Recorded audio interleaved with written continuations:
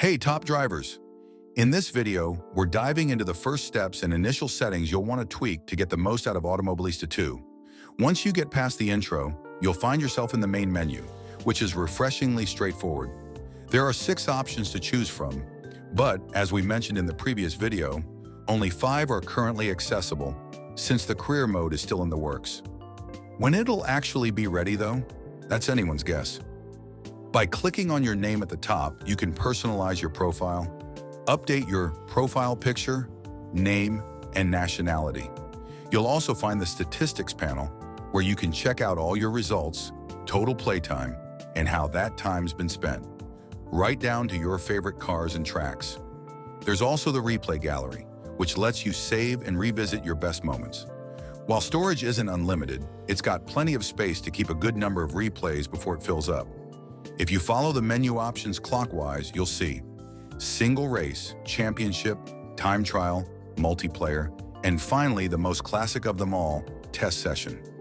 One feature that stands out is the ability to create your own custom championship or jump into pre-made ones created by the developers.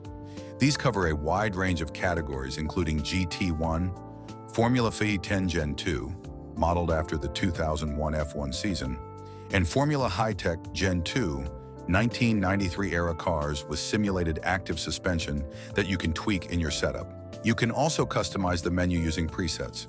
For example, if you select the GT3 preset, the menu will adapt to focus specifically on that category. This means all the available cars and tracks will already be filtered to show only those relevant to GT3, making it quicker and easier to dive straight into the action. As for the settings themselves, there's a wide array of options to fine-tune your experience. These include gameplay, controls, system, telemetry settings, visual effects, graphics and performance, virtual reality, camera settings, audio, and lastly, triple screen settings, which we'll cover in more detail later. Gameplay settings. This section is split into 2 main parts. Authenticity, as the name suggests, this is where you'll find all the settings that influence the simulation itself. You can tweak driving assists, set the type and extent of damage, including mechanical failures, adjust tire and fuel consumption rates, and even enable features like automatic ignition or a manual cool-down lap, where you drive the car back to the pits after the final lap. You'll also find the spotter settings here. Display. Here you can adjust HUD-related elements, such as the track map, the ideal racing line, visibility of the halo column, proximity indicators for opponent cars, starting lights display, and more. One key tip, make sure to set metric as the display unit under this menu, so Automobilista 2 uses the metric system instead of imperial. Also, enable rates for the suspension setup display. This way, the setup screen will show stiffness rates for springs and anti-roll bars instead of just listing the number of adjustment clicks available. The controls menu lets you configure and fine-tune your inputs, most importantly your wheel and pedal set. From the initial screen, you can select your wheelbase model, if it's officially supported, and calibrate both the wheel and pedals, including the clutch if applicable. Moving on, you'll find settings for the dead zone and sensitivity of the steering wheel, brake, throttle, clutch, and steering input. There's also an option to enable gear shift and RPM LEDs if your wheel has a built-in display. At the end of this section, you'll find the panel for command assignments, where you can map controls for driving, vehicle functions, like lights, wipers, ERS, brake balance, etc., camera views, and general gameplay functions. The menu wraps up with the force feedback FFB settings, where you can choose from 3 different presets: Default, Default Plus, and Custom. Default. This is the basic preset designed to offer a balanced plug-and-play experience. It provides direct feedback, perfect for beginners or those who don't want to fuss with settings. However, it's less detailed, so you might not feel smaller details like surface imperfections or tire grip as clearly.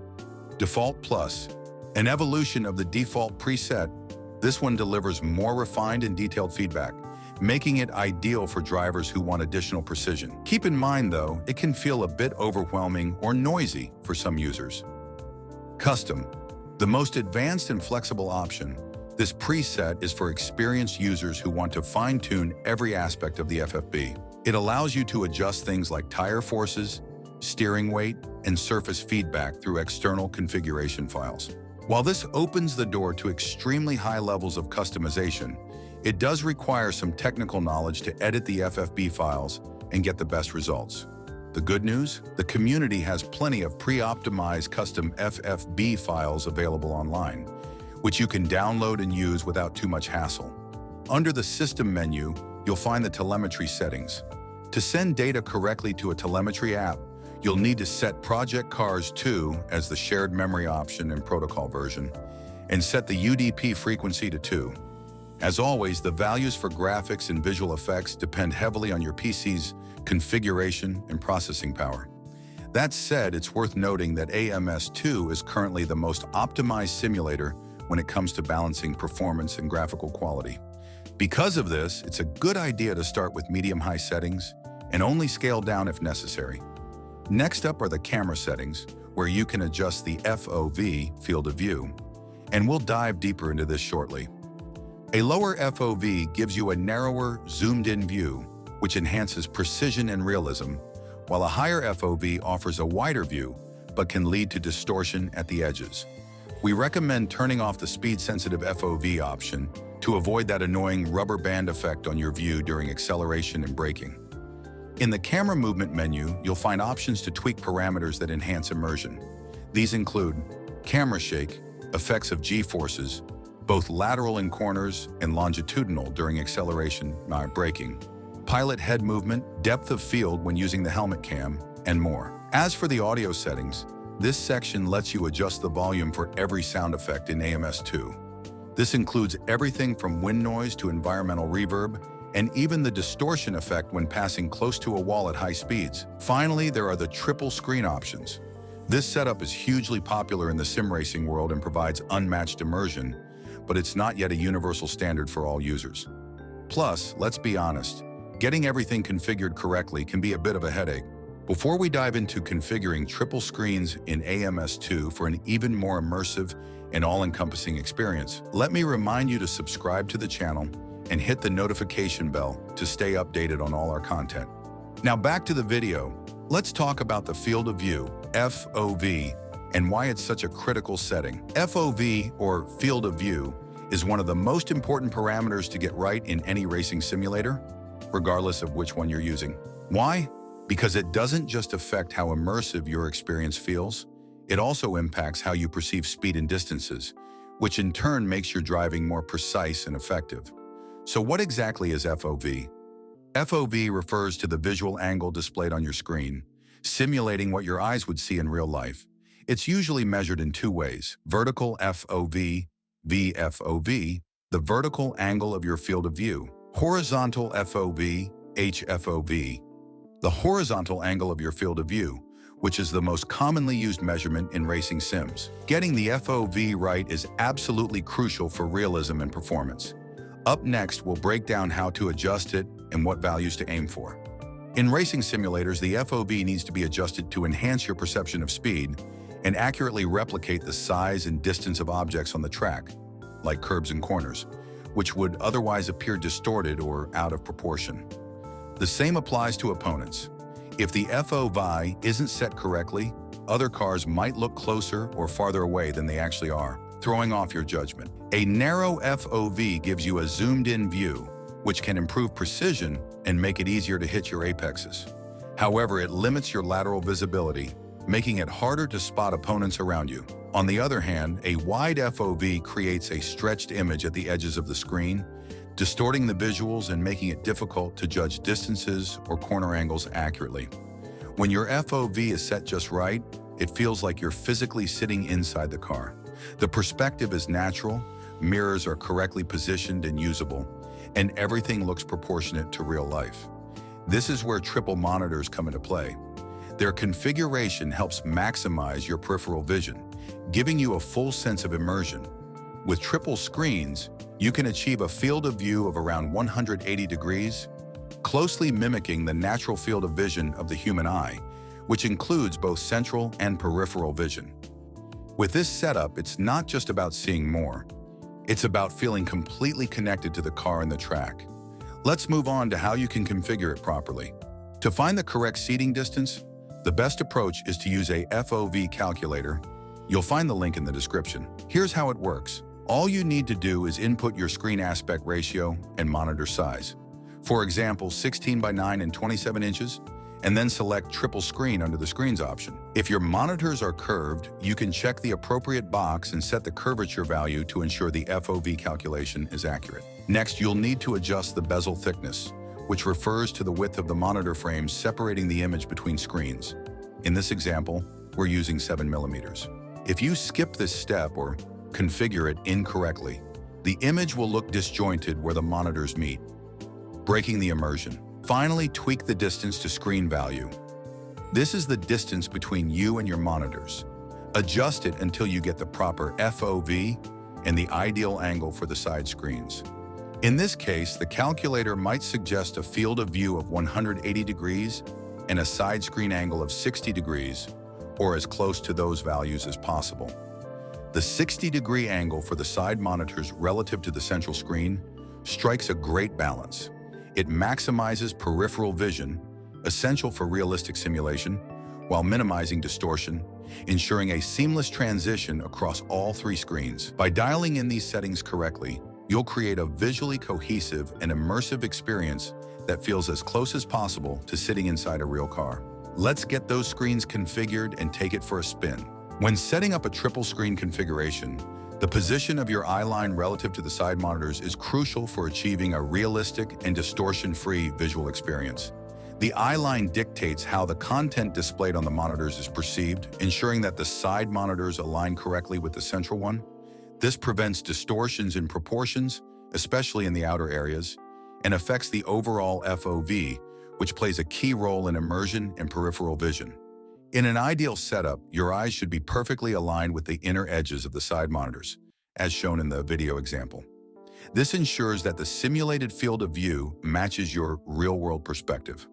Once this step is complete, sit in your driving position, align your head with the center of the main monitor, and adjust your seat or rig to ensure your eye line is at the same height as the middle of the central screen. To assist with positioning, you can use visual references such as the virtual dashboard, steering wheel, or other on-screen instruments. Your eye line should align perfectly with the inner edges of the side monitors and remain horizontally level with the center of the main screen. Finally, measure the distance from your eyes to the central monitor using a tape measure, ensuring it matches the value calculated in the FOV tool. In this example, 53 centimeters. If the physical space available doesn't allow you to set the side monitors at a 60-degree angle, you can find a compromise between distance and angles by slightly reducing the side monitor angles, e.g. from 60 degrees to 50 degrees. This adjustment lets the total FOV better match your position, though it may come with a slight reduction in immersion. Now we reach the crucial step: vertical calibration of the monitors. While horizontal calibration is relatively straightforward, you just need to verify the angle of the side monitors. Vertical calibration can be a bit trickier. AMS2 requires the physical width and height values of the monitors.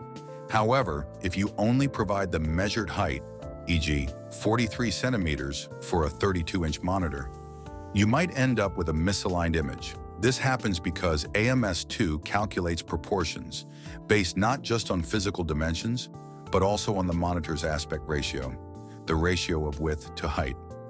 To avoid this, you need to determine the calibrated height of the monitor, which takes into account its width and resolution. Start by measuring the physical width and height of the monitor, including the bezels. For instance, let's say the width is 61.37 centimeters, the height is 36.41 centimeters, and the resolution is 3840 by 2160 4K with a 16:9 aspect ratio derived from the resolution. To calculate the centimeters per pixel for the width, divide the physical width of the monitor, 61.37 centimeters, by its horizontal resolution, 3840 pixels. 61.37 divided by 3840 equals 0.01598 centimeters per pixel, meaning 0.01598 centimeters per pixel. Each pixel on the monitor corresponds to 0.01598 centimeters. This calibrated value ensures AMS2 uses the correct proportions when rendering the image across all three monitors, avoiding alignment issues and delivering a seamless experience. Now we need to multiply the centimeters per pixel value by the vertical resolution, 2,160 pixels. 0.0159 times 2,160 equals 34.52 centimeters. As you can see, the calibrated height is almost 2 centimeters less than the physical height of the monitor. Once you've completed this calculation, it's time to input the data into AMS2. But before we do that, go to the main menu, select Options, then Graphics and Performance, and set Window Mode to borderless. This ensures that the game runs without window borders, which is essential for proper triple screen functionality. Now go back to the menu, select Triple Screen, and start the setup process. Enable the triple screen spanning option. Enter the values in the following order. For physical width, input the monitor's actual physical width. Using our example, this would be 61.37 centimeters. For physical height, input the calibrated height, not the physical height. In our case, that's 34.52 centimeters. Under bezel width, left and bezel width right, input the measured width of the monitor bezels. For this example, let's assume 7 millimeters for each. Finally, the most important value, distance to screen, which is the distance from your eyes to the central monitor. Using the FOV calculator, this was determined to be 53 centimeters. With all these values entered, your triple screen setup should be properly calibrated for a smooth, immersive experience. The same process must be repeated for the left and right monitors. But in this case, you'll need to input the angle forward, the angle of the side monitors, instead of the distance to the central monitor. Using our example, that would be 60 degrees. For the bezel width left and bezel width right values, you can leave them at 0, as those were already accounted for in the central monitor's parameters. If you're using borderless monitors or a bezel-free kit like the ones from ASUS, which use special lenses or prisms between the monitors to optically redirect the image, making the bezels less visible or even imperceptible, you might notice that the image appears slightly misaligned or spaced too far apart between screens. To fix this, you may need to input negative values for the bezels, ensuring the image transitions smoothly without gaps or visual disruptions. Finally, set the FOV for the central monitor. For this example, it's 60 degrees. To adjust it, go back to the Options menu, select Camera, and input 60 under the cockpit camera settings. One small caveat, AMS2 doesn't currently allow you to adjust these values on the fly while driving. This means you'll need to return to the main menu each time you want to make changes, then get back on track to see if the adjustments worked as intended. And that's all for this video. As always, stay tuned for more updates and content on the best racing simulators out there. See you on the track.